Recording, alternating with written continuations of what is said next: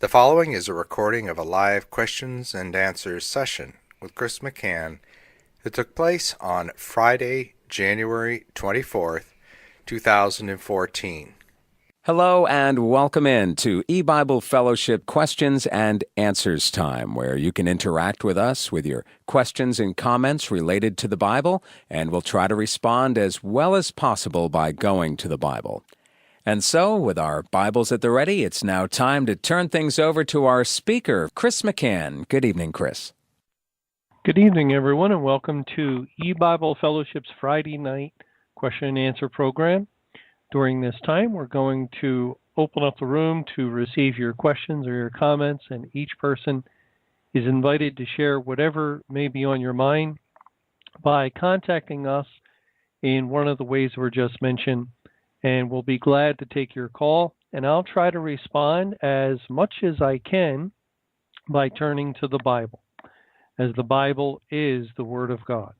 We only have a short time together this evening, so we're going to begin by going to the first person on the phone. Welcome to our Friday night question and answer program. Please go ahead with your call. Hi, Chris. Yeah, Nahum 3. Nahum 3.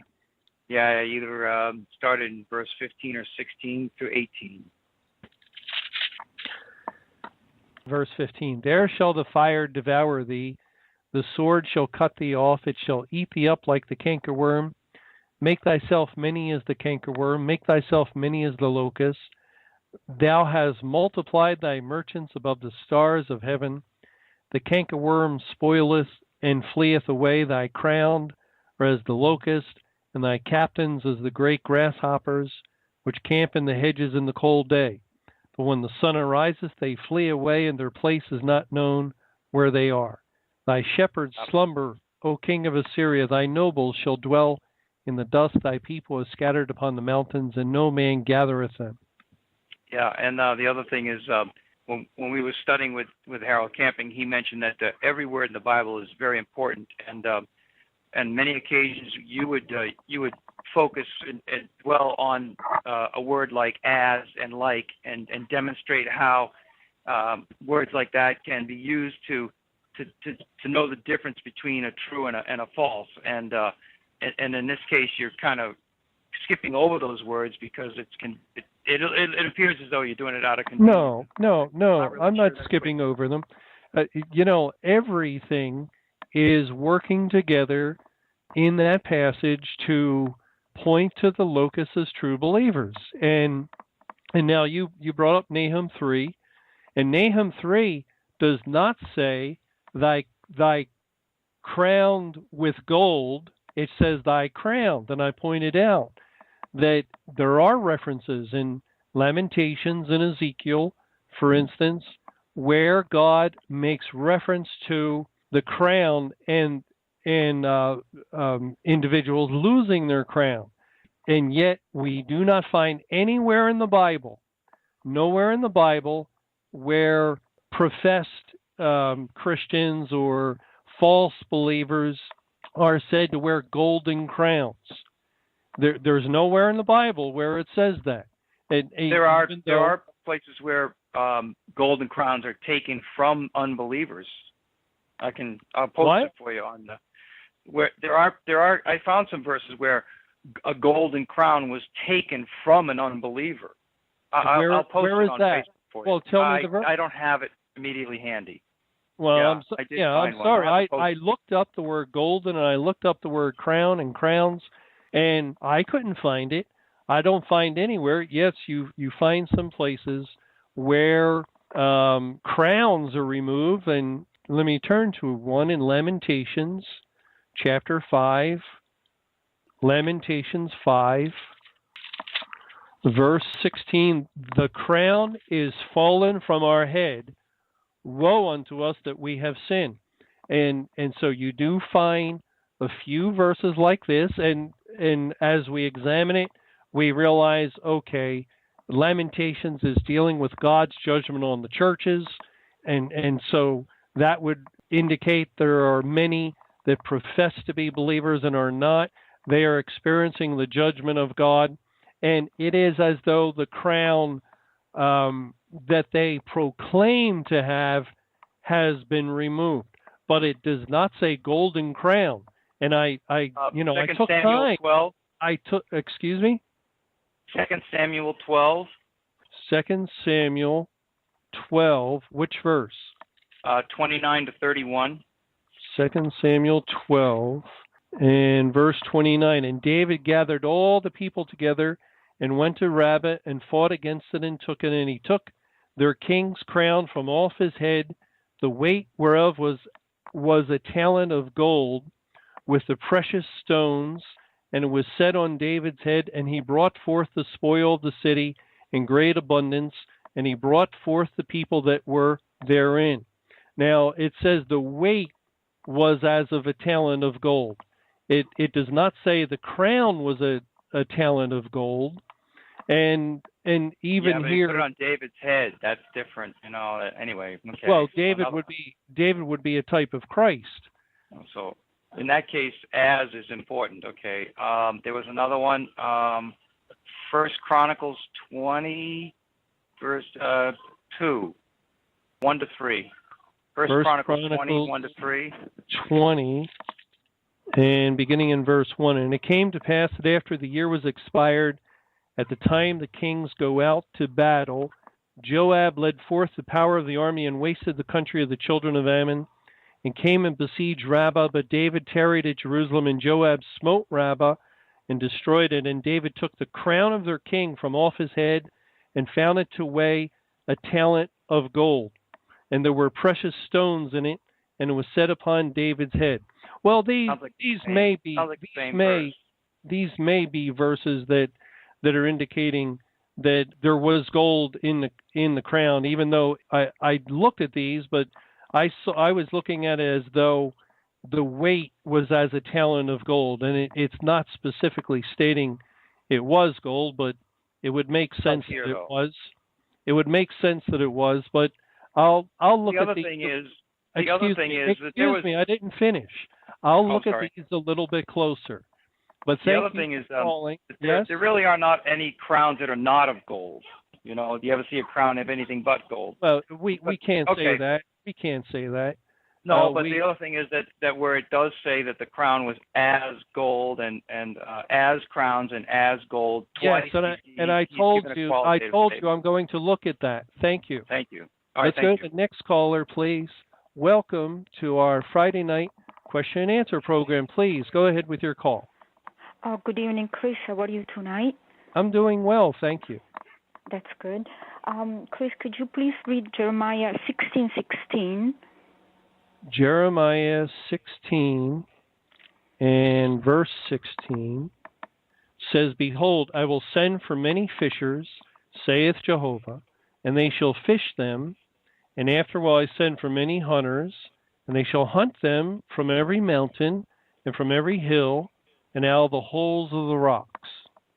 And then Matthew 4:19 and Mark 1:17 with the reference to the fishermen. Matthew 4:19. And he saith unto them, Follow me, and I will make you fishers of men. And what was the other reference? Mark 1:17. Is it saying the same thing? Yes. Okay. It's the mission of Jesus assigns a mission to the disciples to go, to be fishermen. In Jeremiah 16:16, the fishermen, to me, they seem to be like God's servants, and so that's why I want to read the other two Gospels. Now, it appears as if in Jeremiah 16:16, God is pointing to two separate periods of times. The first, he says, as you read, I would send I would send fishermen, and I took that as during the time of the gospel evangelization. And then God declares, after this, I will send for many hunters. And the word after, it made me think of two different periods. And could this be peradventure, this after, could this be applied to our days in which the after is now we carry out the mission of hunters to find the true believers. Hence, we distribute tracts, we feed sheep. That's the way yes. I'm sorry. No. I can't answer that without spending some time in this passage. I haven't looked at this with that in mind. We do know that God likens his people to fishers, and we also know that those involved in false gospels are spoken of as fishers. Let's see, I think that's in Habakkuk or Haggai, where the Lord speaks that they let down their nets, and I think I would be doing better with my other Bible here.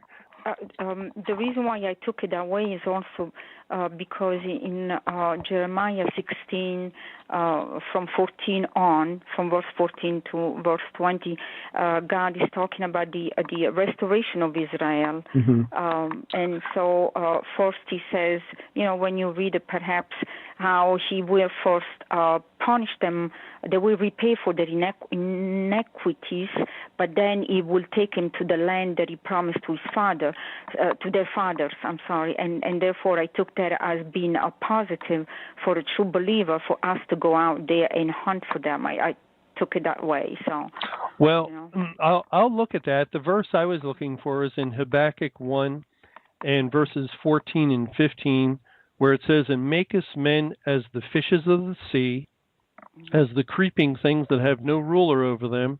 They take up all of them with the angle. They catch them in their net and gather them in their drag. Therefore they rejoice and are glad. Therefore they sacrifice unto their net and burn incense unto their drag, because by them their portion is fat and their meat plenteous." Now here it is a negative connotation that these individuals involved in a fishing expedition are representative of false gospels, but the true believers also were fishers, as Christ commissioned his apostles and all true believers to be fishers of men. But I will look at that. Thank you. All right. Thank you for sharing and bringing up that verse. And let's go to the next person on the phone. Welcome to our Friday night question and answer program. Please go ahead with your call. Good evening. In the parable of Luke 16 with Lazarus, if that's a picture of this time of judgment, I'm confused by verses 27 through 30, which seems to want to send the gospel somewhere, a gospel of salvation. Can you help my... Yes, I never said that Luke 16, where the rich man is in hell, is describing our day. What I said was that it's describing the condition of hell, and God has placed the world of our time in that condition. That is, Luke 16 is a parable that describes the condition of hell. And we find that many of the elements which apply to the rich man in hell apply to unsaved individuals today. For instance, the seeing of Lazarus in Abraham's bosom, just as God says that they will see Abraham, Isaac, and Jacob and all the prophets in the kingdom of heaven. We seeing as far as hearing that God has saved all of his elect. And the fact that the rich man wants water relates to those that are still insisting that God is saving.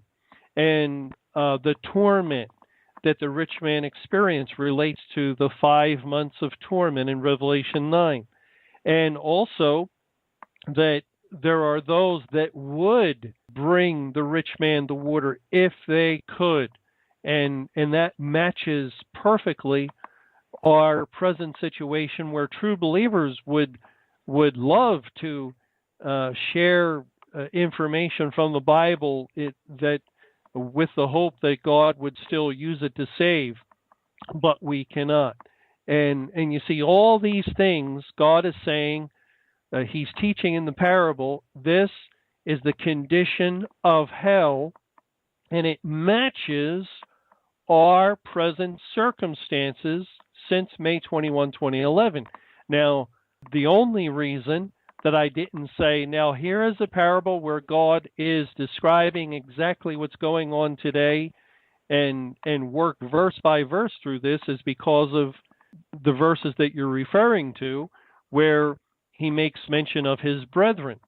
And so what I think we have here is Christ giving a parable which describes the condition of hell in which men all through the New Testament era could read and learn, and yet also there was encouragement of some sort, some degree, that they had Moses and the prophets, the Word of God, until the point when God brings the final judgment and then he ends his salvation program.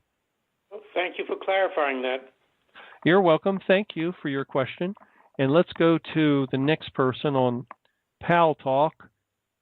Did you have a chance to look at the note I sent on Mark 14:30 regarding Peter denying Christ at cock crowing? Well, let's look at this. Mark 14:30. And Jesus saith unto him, Verily I say unto thee, that this day, even in this night, before the cock crow, twice thou shalt deny me thrice. And I looked at your note quickly, and I think you, in your note, were associating different periods of denial with various instances in the timeline, if I'm correct. And I don't see that myself at this time. I think here God is indicating that that Peter is denying him, and this is a time when it is as though the head, the Lord Jesus Christ, has departed from his people, as Jesus was handed over by the determinate counsel of God to suffer in the demonstration he was making of what happened from the foundation of the world, and so this left Peter and the other apostles very weak and able to deny him. Now, I may not be remembering your note exactly. I'll try to take another look at it, but I don't see how it fits into a timeline or relate to certain events. But thank you for your question. And let's go to the next person on the phone. Welcome to our Friday night question and answer program. Please go ahead with your call. Hi, Mr. McCann. Could you look at 2 Chronicles 32, verse 31? 2 Chronicles 32:31. Howbeit, in the business of the ambassadors of the princes of Babylon, who sent unto him to inquire of the wonder that was done in the land, God left him to try him, that he might know all that was in his heart. Normally, when I would read this, I would always think of that, that God would know all that was in Hezekiah's heart. But is it possible that we could also see it as that Hezekiah might know all that was in his heart? That there was sin there, and that the believer, when he is tried, he also sees that he still has sin in his life. Well, we do know that God knows everything.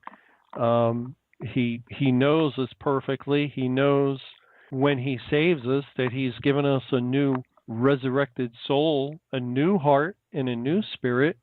And so it's interesting, the language, the way that it's put. God left him to try him, that he might know all that was in his heart. It's an interesting idea. I'm not exactly sure who he is referring to. Okay, thank you. Well, thank you for bringing up that verse and for your comments. And let's go to the next person on the phone. Welcome to our Friday night question and answer program. Please go ahead with your call. Yes, Chris, very good studies. Learning a lot. I believe that absolutely this is the end of the world. Everywhere I go, and I mean just about anybody, they believe it's the end of the world. Different religions even, especially different Christian faiths. And there's a lot of sin. You can see it being given up. They're like for the collective rather than the individual. People are just... Anyway. Well, let me just comment on that, because I had an interesting experience too, where I was in a waiting room and there was about 6 or 7 people, and a couple of men were talking about, the homosexual marriage and the way things are going, and so that kind of gave me an opportunity to mention Romans 1 and Sodom and Gomorrah, and there was a lot of agreement with the people. I didn't know any of them in the waiting room, that yes, we're at that time, that God is working, giving people up to this particular sin, and also a lot of heads were nodding when I mentioned Sodom and Gomorrah. And Wow. I don't know the background of those people. It's just a small sample of people off the street, and so I think that there is a certain degree of knowledge, just like when God was judging the church. And I remember talking to some Catholics at work where I worked, and I would just mention the end of the church, and God is judging the church, not just the Catholic Church, but all churches, and there would be full agreement. Now, I don't think they fully understood, but there would be agreement, because they recognized that at that time there were certain sins that were going on in the church, and they just recognized, yeah, there's something wrong. And I think the same sort of general knowledge is out there, not with everyone, but with more and more people, that there's something wrong with the world, and that we are certainly not doing right, and we are in trouble. Yes. Yeah, it's everywhere. I'm even confronted, and I'm actually being run up against by people that are political, and I'm a nobody. I just do my little work, and it's like they have to join their group, and that's just some of them. They're actually can be kind of violent, I think, and I just take it to the Lord. And anyway, could I ask you a question about Revelation 9? The difference that that some are trying to bring up about the crowns, whether that's believers judging the locusts or not. What difference would it make? Because it really wouldn't change whether that was believers or not believers when it came to the locusts. Well, you see, anyway, would it? The problem is the problem is that God loosed Satan and utilized Satan and his emissaries, and that would be false prophets, false believers, to bring the judgment on the church. But overwhelmingly, that is not what he has done for Judgment Day on the world. God is not viewing his judgment on the world as though he has loose false prophets upon it. The world is always full of false prophets. The judgment of the world is that the door is shut. And why is the door shut?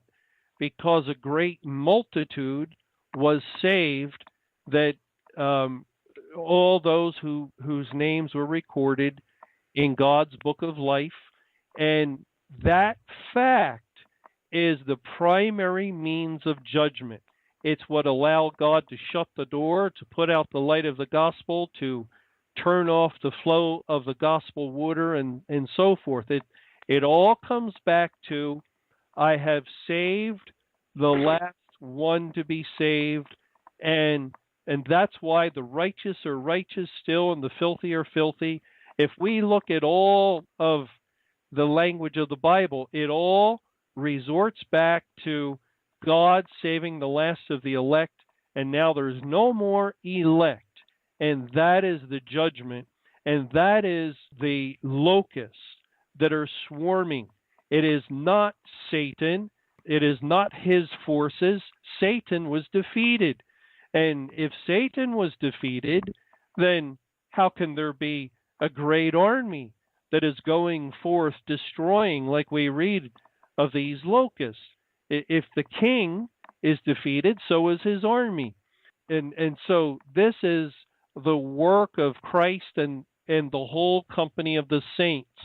Those are the ones the Bible refers to time and again that are judging the world. Know ye not that the saints shall judge the world? It does not say, know ye not that the false prophets will judge the world. And that's the important thing. And we have to have that distinction and understanding, or we're not going to understand Revelation 9. Right, and it doesn't change anything. I'm just saying we are the judgment. And Revelation 19, in the midst of the trials and tribulations, we still have hope. And that's what somebody else was saying in a group was, okay, there's a lot of violence and death and pain in this world, and we really see it today, but the Christian has the hope of eternal life. So Jesus Christ is still the hope. Let us rest and trust in him, Psalm 37. Very good studies, and thank you very much for hanging in there. Okay, well, thank you. Yes, thank you for your question, your comments. And let's go to the next caller, and this will be our last caller tonight. Welcome to our Friday night question and answer program. Please go ahead with your call. My, it's nice to get through. Hello, Brother McCann. I have a question concerning some of the calls last Sunday that were asking about tract delivery. Whatever became of the plan to have hirelings pass out tracts in the Philippines? Well, that is still being discussed, and it hasn't been forgotten. There is some individuals who have knowledge of that area, know people in that area, but you have to keep in mind that a lot of our connections, a lot of this person's connections who knows people in the Philippines, eBible's connections with individuals in various countries were family radio related, and they were pre-May 21. And so a lot of them are gone, and a lot of them are not in agreement with a spiritual judgment with this information. And so it makes it more difficult to try and use the same pipeline that we used before, and that means we have to develop new connections basically, and that takes time. One question, wouldn't that involve sending at least one ambassador over there to oversee? Well, yeah, that would be good, and we may do that. I think someone has offered to do that.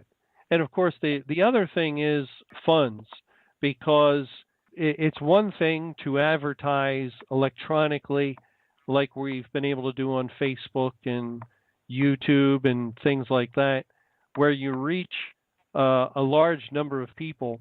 And when you start having one or more people take plane trips and purchasing tracts and hotel rooms, the cost goes up, and so we have to look at with limited funds, what is the best use of funds at this time. And right now, it's easy to see that it would be the electronic medium.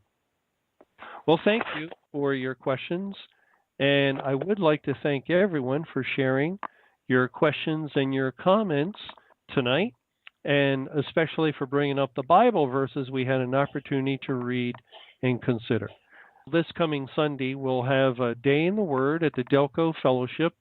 And if anyone's in the area, you're invited to join us. And also, hopefully, we'll have a question and answer time during the Day in the Word. But for now, I'll say good night, and may the Lord's perfect will be done.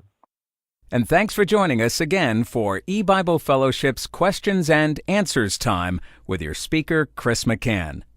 You can join us for these questions and answers sessions Sunday afternoon following Sunday studies and Monday and Friday evenings following the Monday and Friday evening studies. Until next time, may the Lord's perfect will be done.